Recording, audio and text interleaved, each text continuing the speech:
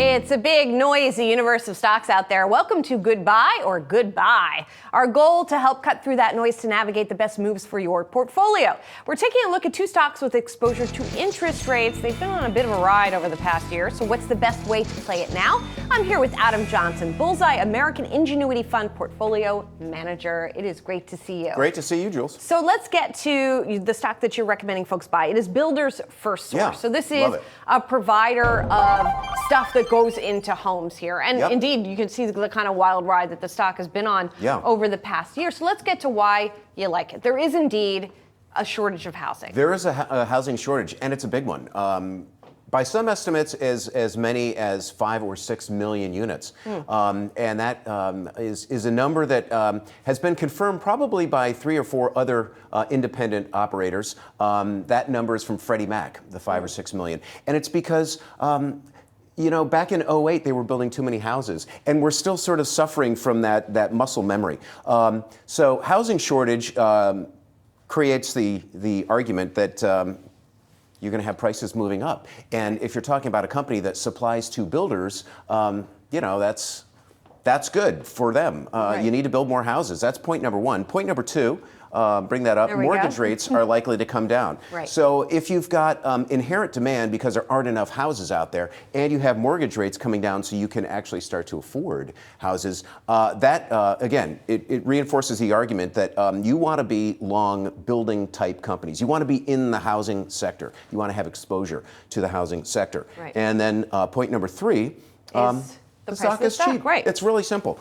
Trading at about 10 or 11 times earnings. Now, the earnings are down this year because we're just not seeing the housing demand that we've seen in the past. But I think that's starting to turn. And if you listen to what management is saying, they're actually guiding for 15 to 20% growth next year because they're already seeing forward orders for next year in anticipation of what we're talking about. The housing shortage, building more houses, and rates coming down, creating demand. Right, and it's been an interesting picture among the builders themselves, right? Because mortgage rates have been high, they've had to offer incentives to get the houses, but they're still building the houses. They're still buying stuff to go from places like builders to put into the house. Well, and as a matter of fact, if you listen to what management at Toll Brothers said on their recent call, they are selling out faster than expected, and they're starting to build more spec houses just to meet demand, which is fascinating because, you know, for the past couple of quarters, there hasn't been the demand, but people are already starting to come in and buy. So we always talk about what the potential risk is. In this case, it's that,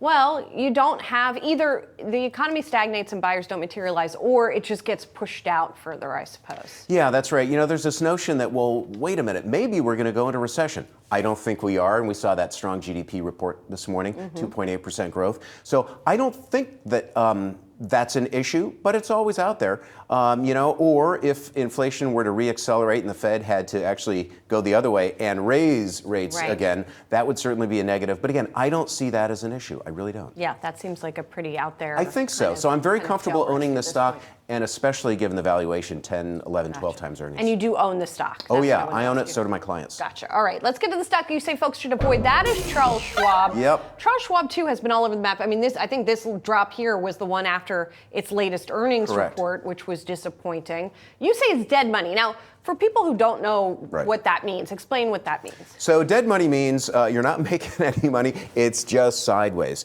And while if you look at that chart, it appears like it's up and down, the fact is the all-time highs were 2.5 years ago. So in other words, for 2.5 years, the stock has been, in fact, dead money. You have not gotten back to the old highs. The rest of the market is making new highs, but Charles Schwab is not. So dead money, you gotta, you know, you want to put money to work, and this doesn't seem to be working. Well, and it's interesting because Charles Schwab got kind of caught up in the regional banking crisis, but even if you could look back further and you look at the earnings, it's the past 6 quarters that before that happened, that earnings have been declining. So truth be told, in full disclosure, I was along this, both for myself and for clients. And it's because earnings just can't seem to get jump-started. I mean, earnings declines for 6 quarters in a row. You know, they bought TD Ameritrade. I thought, oh, I'm going to buy this because they're buying TD Ameritrade, bringing whole new customers. That's accretive to earnings. Nope, hasn't materialized yet.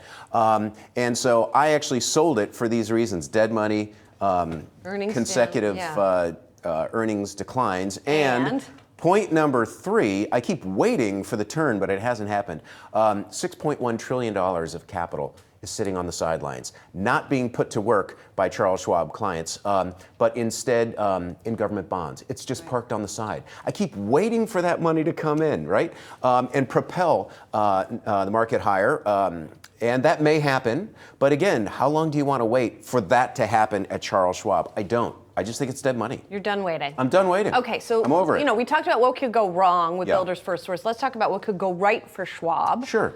Maybe that $6 trillion on the sidelines finally says, okay, I'm not as tempted by my 5.5% I'm getting on my CD or whatever it is. Right. I'm going to put it back into stocks, and I'm going to put it in with Schwab in particular. Yeah, exactly right. And I call this a market rally that basically rises, brings all the boats with it, right? The rising tide lifts all boats. The theory being, yes, that money comes back in. It not only finds its way into Schwab brokerage accounts, but people just look at Schwab and say, hang on, it's been down for so long, it's got to go up at some point. And if the market's going up, Schwab would be a logical beneficiary of that. So I think that's your risk, but that's kind of nebulous, and it's a bit of a reach. And if they haven't been able to get there yet, again, that's why I sold the stock. I got tired of waiting, Julie. You know, there are other things to buy. Yeah, exactly. It's a whole big market out there, as we like to say. That's right. All right, thank you so much for being here. I appreciate it. So Builders FirstSource, buy that one, avoid Charles Schwab. Thanks for coming in. Appreciate it. And thank you so much for watching Goodbye or Goodbye. We'll be bringing you new episodes 3 times a week at 3:30 p.m. Eastern.